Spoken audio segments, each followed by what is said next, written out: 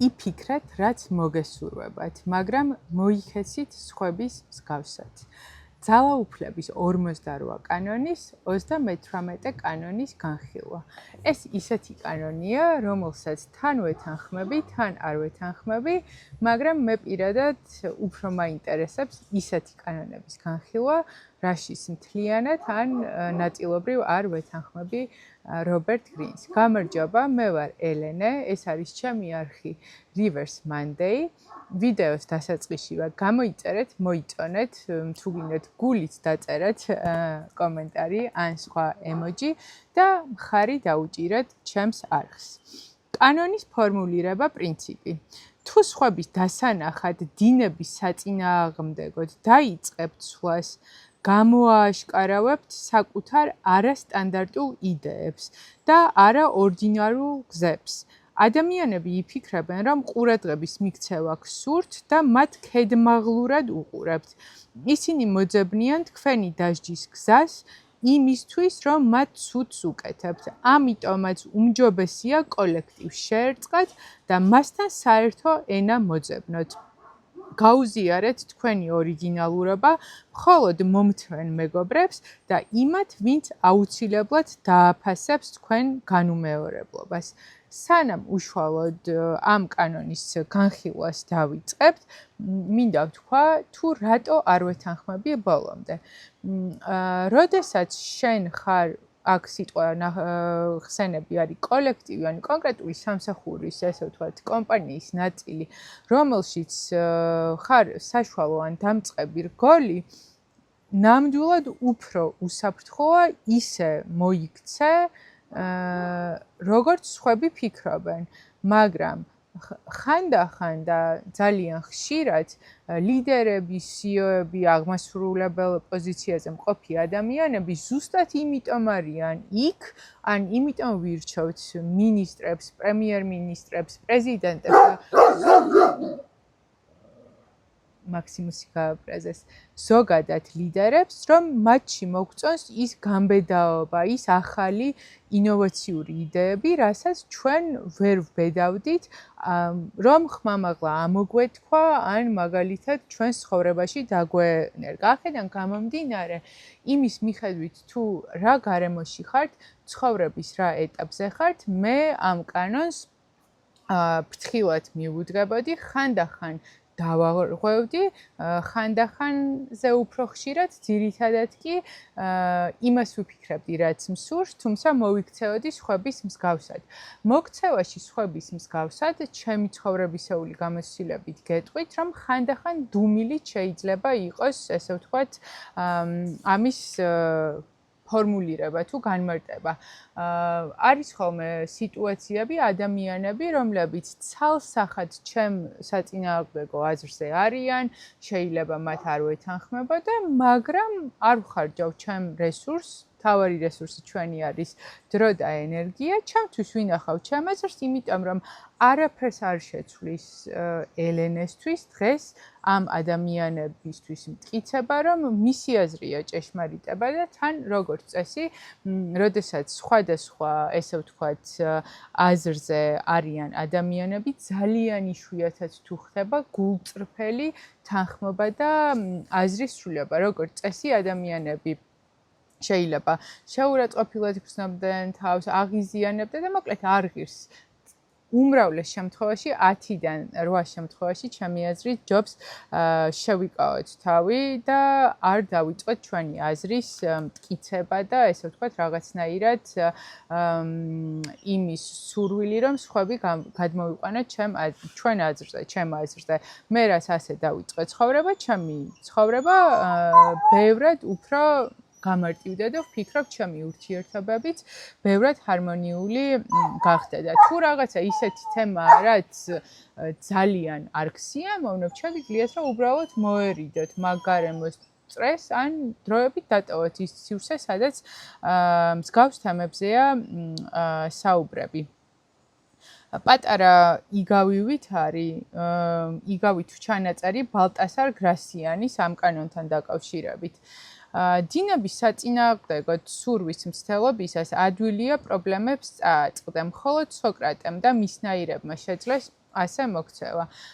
და ვეთანხმები ადამიანები, რომლებიც დინების საწინააღმდეგოდ ცურავენ, ძალიან იშვიათ შემთხვევებში ხდებიან სოკრატეები, უფრო ხშირ შემთხვევებში ცხოვრება და სისტემა მათ დაამტვრევს, ან მოხვდებიან ციხეში, ან ახალგაზრდები გარდაიცვალებიან, ან ზოგადად, სტანდარტულად სუდად ამთავრებენ ცხოვრებას, თუმცა შეიძლება ზოგს გაუმართლოს და ისეთი სახელი დატოვეს, როგორც მარკუს ავრელიუსმა დატოვა, როგორც სოკრატემ, ნაპოლეონმა, ასე შემდეგ და ასე შემდეგ. თუმცა მათი ცხოვრება რამდენად იყო ბედნიერი და რამდენად ცხოვრების ბოლოს ისინი შვიდნენ, რომ სწორად მოიქცნენ, რომ დინების საწინააღმდეგოდ, ესე ვთქვათ, ცურავდნენ. ამას დღეს ჩვენ ვერ გავიგებთ, თუმცა შეგვიძლია საქართველოს თანამედროვე ისტორიასაც გადავხედოთ. ჩემი აზრით, მიხეილ სააკაშვილი ნამდვილად იყო ძალიან დიდი პოლიტიკოსი საქართველოს ისტორიისთვის, ისევე როგორც ედუარდ შევარდნაძე, კარგი იყო თუ ცუდი იყო, ეგ შეიძლება ცალკე ეპიზოდს და პოლიტოლოგებს და ასე შემდეგ სხვა ადამიანების განხილვას მოითხოვდეს, რადგან მე არ ვთვლი, რომ პოლიტიკაში სტანდარტულ მოქალაქეზე კარგად ვერ ყვევი, იმიტომ რომ ძირითადად გვაქვს ტყუილებზე დაფუძნებული ინფორმაცია და შესაბამისად ამ ინფორმაციაზე დაყრდნობით მე ვერ გავაკეთებ, ესე ვთქვათ, ვერანაირ დასკვნას, თუმცა თუ ვიხელმძღვანელებთ მათი საერთაშორისო ცნობადობით და კარიერით, შეგვიძლია გამოვყოთ ეს ორი ადამიანი, ჩემი აზრით, როგორც საქართველოს თანამედროვე ისტორიაში ერთ-ერთი ცნობადი და პოპულარული პოლიტიკური ფიგურები საქართველოს ფარგლებს გარეთ, თუმცა მე არ ვთვლი, რომ პოლიტიკური კარიერა მათ დაასრულეს ისე, როგორც დაასრულებდნენ უფრო სხვანაირად რო ვფიქრათ, კი არა და სხვანაირად მოქცეული იყვნენ. ასე განსაკუთრებით მიხეილ სააკაშვილის შემთხვევაში ძალიან პირდაპირი იყო მისი მოქმედება ფიქრის და მე ვფიქრობ, რომ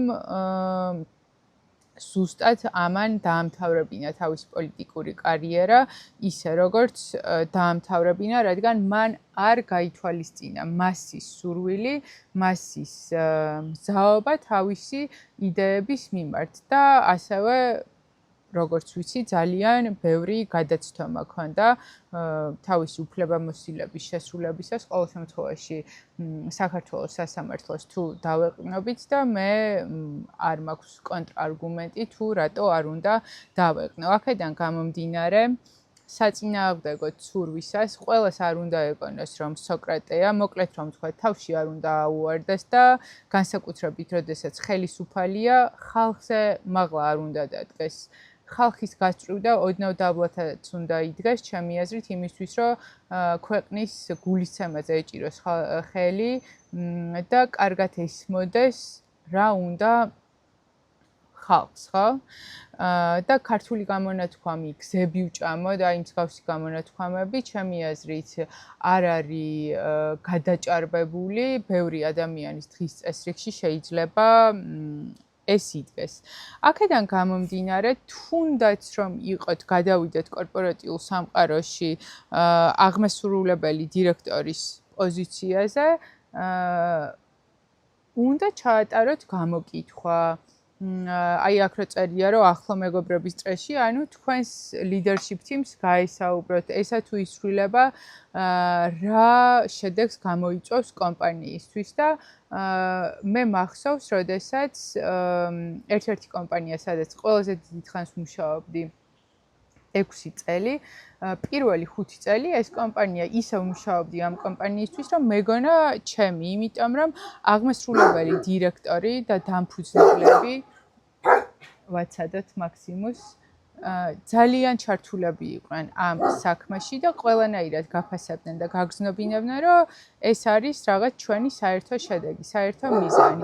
როგორც კი ეს ჩართულობა შეიცვალა, და განხორციელდა ისეთი ცვლილებები, სადაც არ იყო გათვალისწინებული ჩვენი თანამშრომლების აზრი, გათვალისწინებული რა არც არავის არ უკითხავს.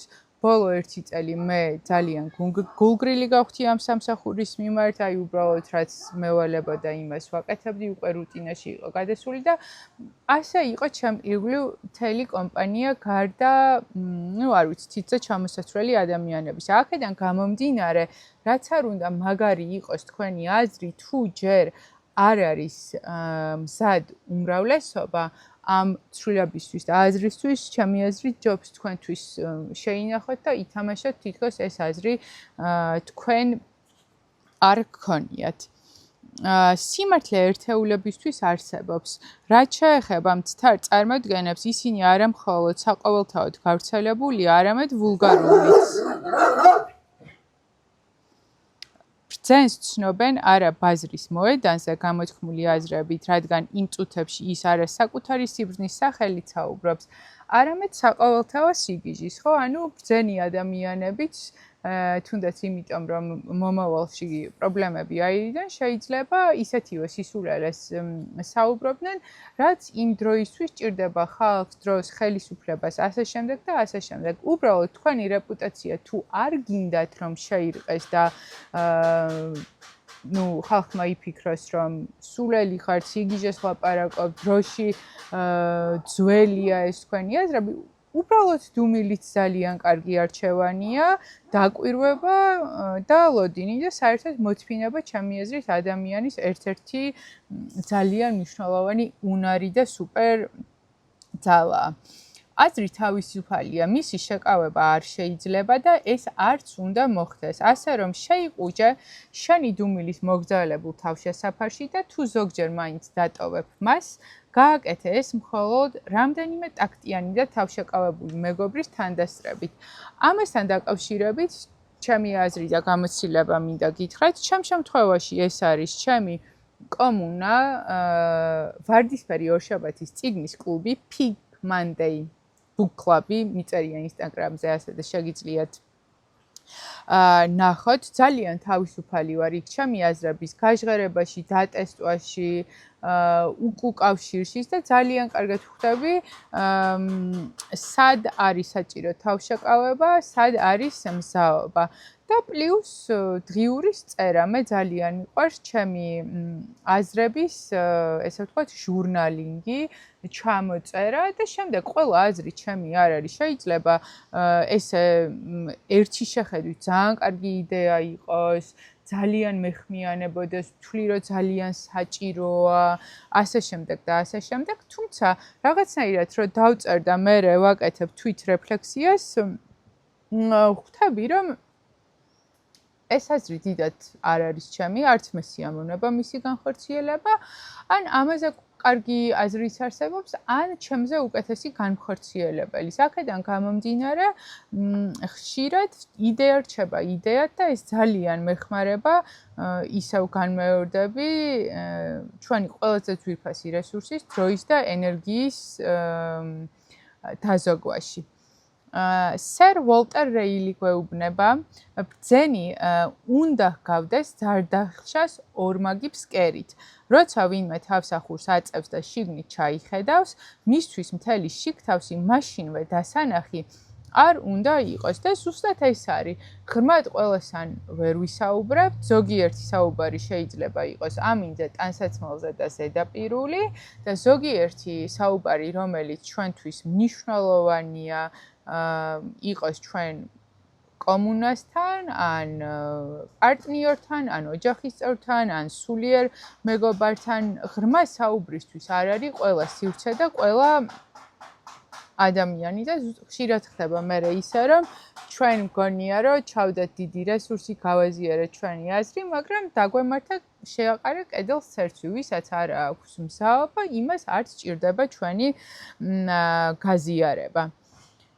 კანონის დაცვა მე-16 საუკუნის ბოლოს იტალიაში მძაფრი რეაქცია გამოიწვია პროტესტანტულმა რეფორმაციამ და იყო ესეთი ფილოსოფოსი ტომაზო კამპანელა, რომელიც იყო ათეისტი, მოკლედ ძალიან დეტალებში რო არ შევიდეთ, იმიტომ რომ ვფიქრობ, ისტორია უკეთ შეგიძლიათ ამ წიგნში წაიკითხოთ, ვიდრე მე მოგიყვებით. კამპანელა დაიჭირეს, მიუსაჯეს სამუდამო ციხე, მერე გაანთავისუფლეს, მერე ისევ დაიჭირეს და მოკლედ საბოლოო ჯამში აღარ უნდა ამ კაცს ამ ციხეში ყოფნა, რა მიხვდა რომ თავისი იდეების განხორციელება შეეძლო შეფუთვით, მიხვდა რომ უმრავლესობა არ იყო მზად მისი იდეებისთვის, უფრო მომავლის სიცხადე და ხედვა ჰქონდა და დაწერა ესეთი წიგნი დამარცხებული ათეიზმი, სადაც კათოლიკოსის და ათეიზმის არგუმენტები მოყავდა ერთმანეთის საწინააღმდეგოდ. არგუმენტები მოყავდა ის, რაც ეკლესიას ისედაც მოყავდა, ანუ არაფერი არ დაუმახინჯებია და შესაბამისად ის გაანთავისუფლეს და აი ყველას უკვირდა, რომ აი გონს მოეგო და როგორ შეიცვალა და მოკლედ ეგონათ ისევ კათოლიკე. სინამდვილეში დღეს და არა მარტო დღეს უკვე ეს წიგნი ითვლება, ესე ვთქვათ, ათეიზმის ერთ-ერთ მთავარ წიგნად, იმიტომ რომ ის მეორე მოსაუბრე ათეისტი, რომელიც კამპანელამ ესე ვთქვათ შეტყუებით გააპარა ცენზურას, აბათილებს თითქმის ყველა კათოლიკოსი მორწმუნის ესე ვთქვათ არგუმენტებს და აი ზუსტად ეს არის, რომ მიხვდა არ იყო მზაობა, ვერ აიყოლიებდა უმრავლესობა, შესაბამისად ამჯობინა უსაფრთხოდ ცურვა, თუმცა თავის შინაგან რწმენაზე არ უთქვამს უარი.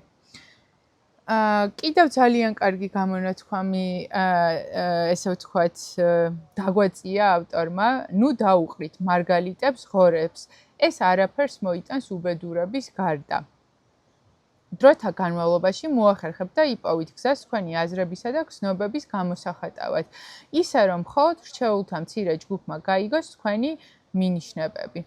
მე აქ ვიტყოდი, რომ შეგიძლიათ ხანდახან გაცნობიერებულად და მიზანმიმართულად ღორებს დაუყაროთ მარგალიტი, თუნდაც იმისთვის, რომ აი ალგორითმზე, სოციალური მედიის ალგორითმზე, YouTube-ზე ამ ნეგატიურმა კომენტარებმა თუ თქვენ მზად ხართ, კარგად იმოქმედოს, გაზარდოს თქვენი ნახვები, გამომწერები, მაგრამ ასევე ჰეითერები. თუმცა ეს თქვენი გადასაწყვეტია. მაგალითად, მე არ მეგონა, რომ ამ საკითხში უმრავლესობა არ მეთანხმება, მაგრამ მე ძალიან ვაპროტესტებ, რომ ისეთი ოჯახებიდან, სადაც ქმარი ცოცხალია და ჯანმრთელია, ემიგრაციაში მიდის კაცი, ბოდიშით ქალი, ამ ქმრის და შვილების სარჩენად. მე ვფიქრობ, რომ ეს უნდა გააკეთოს ან კაცმა, ან ორივემ ერთად. არ ვფიქრობ, რომ ეს მხოლოდ ქალის ატარებელი ტვირთია. რაზეც YouTube-ის ჩემი გამომწერები დამეთანხმდნენ ძალიან დიდი ესე ვთქვათ, თანამოაზრეობა და მხარდაჭერა ვიგზანი, თუმცა Instagram-ზე საკმაოდ ისეთი არა ერთგვაროვანი დამოკიდებულება გამოიწვია, როგორც ქალებისგან, ასევე კაცებისგან. მე ვიფიქრე, რადგან ესეთი აჟიოტაჟი მოყვა, მოდი ამ თემაზე უფრო ხშირად ხო არ ჩავწერო ვიდეო, მაგრამ მივხვდი, რომ რეალურად უნდა ყოფილიყავი ამ ნეგატიური კომენტარების წრეში.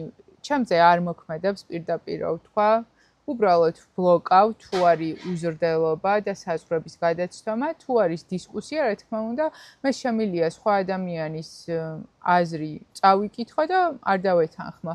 მაგრამ რაღაც ვამჯობინე, რომ თუ ბუნებრივად მომიდება ამაზე საუბარი, ვისაუბრებ, მაგრამ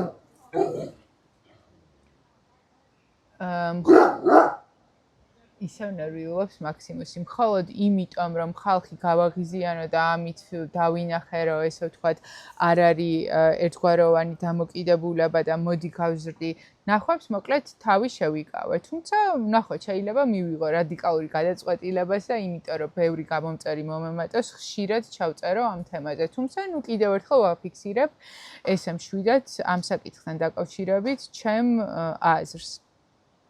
არსებობს გარკვეული წყება, იდეების, ღირებულებების, რომლებსაც ირგვლივ ყველა იზიარებს და აღნიშნულის გაპროტესტება უაზრობაა. მაგალითად, შემიძლია საქართველოს შემთხვევაში ვთქვა, თაობათა შორის აზრთა სხვაობა სხვადასხვა საკითხზე.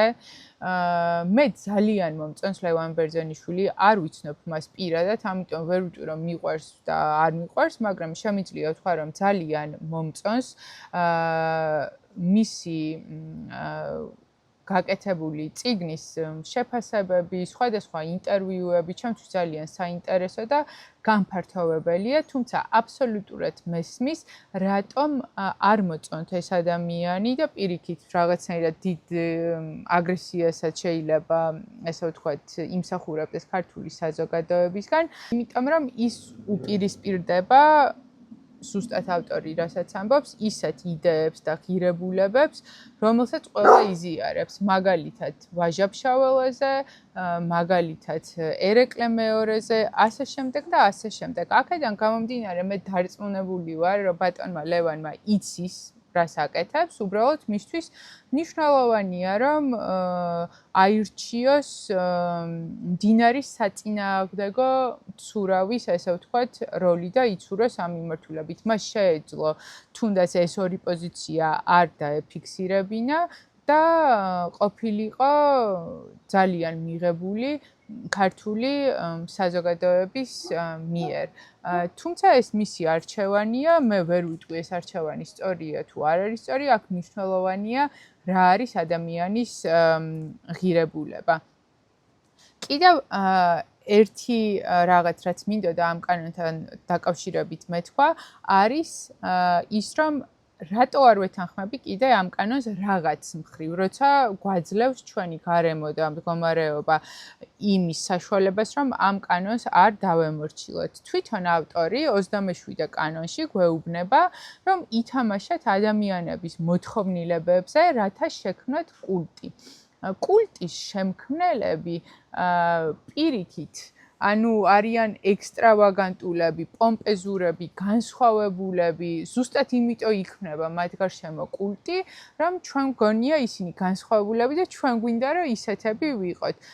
მათ თუ არ დააფიქსირეს განსხვავებული აზრი და არ იმოქმედებს განსხვავებულად ვიდრე საშუალო სტანდარტული ადამიანი, მათ გარშემო კულტი არ შეიქმნება. აქედან გამომდინარე, თქვენ თუ გინდათ რომ თქვენ გარშემო შეიქმნას კულტი, გახდეთ ოშო, სუპერ მეგა ვარსკვლავი კონტენტ კრეატორი ან არ ვიცი რაღაც ისეთი პომპეზური შთამბეჭდავი პიროვნება თუ ეგ გზა გაქვთ არჩეული, მაშინ მოკლედ ვიტყვი ეს კანონი უნდა უგულვებელყოთ ეხლა რომელსაც განვიხილავთ, მაგრამ თქვენ თუ გინდათ შვიდი ცურვა შეგიძლიათ რომ აი ეს თქვენი აზრები რელიგიასთან დაკავშირებული, მეფეებთან დაკავშირებული პოლიტიკასთან დაკავშირებული, უმცირესობებთან დაკავშირებული თქვენ თუ შეინახოთ და არ თქვათ. თავი მოიკატუნეთ, შეერიეთ უმრავლესობას, დომინანტური იდეოლოგიის მგზნებარე დამცველათაც კი მოაჩვენეთ თავი. და ეს ჩემი აზრით, აი ძალიან საინტერესო მაგალითია ამის ებრაელების უნარი ადაპტაცია ძალიან ბევრ ქვეყანაში არიან, ცხოვრობენ კომუნებად, ხშირად მართავენ ამ ქვეყნებს პირდაპირი მნიშვნელობით, ну მაგალითად პანამაზე მე შემიძლია ეს ვთქვა, რაც იქ ვიცხოვრეთ, ძალიან კარგად დავინახეთ.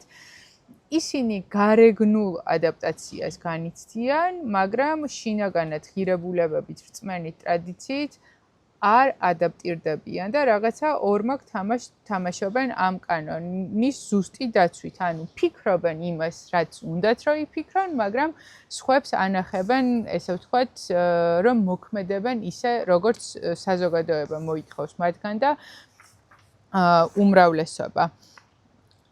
შავი ცხვრის ხატება. ფარა გაურბის შავ ცხვარს და ზუსტად არ იცის, ფარას ეკუთვნის ის თუ არა. ამიტომაც შავი ცხვარი ან უკან მიჩანჩალებს, ან გვერდზე გამდგარი მიყვება და შესაბამისად ადვილი ლუკმაა მგლებისთვის. დარჩით ფარაში, ეს უფრო უსაფრთხოა, იყავით მისგან განსხვავებული ფიქრებით და არა საწმისი სფერით. ну აი თუ მაინც და მაინც შავი ცხვარი გინდა იყოს თეთრ ფარაში, უზრუნველყავით დაცვა, კონტაქტები, ძალაუფლება, ფული, რესურსი იმისთვის, რომ მართლა გლების საჭმელად არ დაჩეთ, ხო? და ავტორიტეტული მოსაზრება აქვს ავტორს მოყვანილი მათეს სახარებიდან, ნუ მისცემთ სიწმინდეს ზაღლებს, ნურც თქვენს მარგალით დაუყრით ღორებს, რათა არ გათელონ იგი თავიანთი ფეხით და არ მოგიბრუნდნენ და დაგფლითონ თქვენ. მე ვფიქრობ, რომ მათეს სახარებიდან მოყვანილ მოსაზრებაზე მეტ რეზუმეს მე და უკეთეს ვერ გავაკეთებ ამ კანონთან დაკავშირებით. იმედი მაქვს მოგეწონათ ეს განხილვა, ჩემთვის ძალიან საინტერესო იყო, იმიტომ რომ არაერთგვაროვანი დამოკიდებულება მაქვს ამ კანონთან დაკავშირებით და შემდეგ ორშაბათს დაგიბრუნდებით 39 კანონით, წყალი აამღვრიეთ თევზის დასაჭერად. დიდი მადლობა, გამოიწერეთ არხი და დროებით.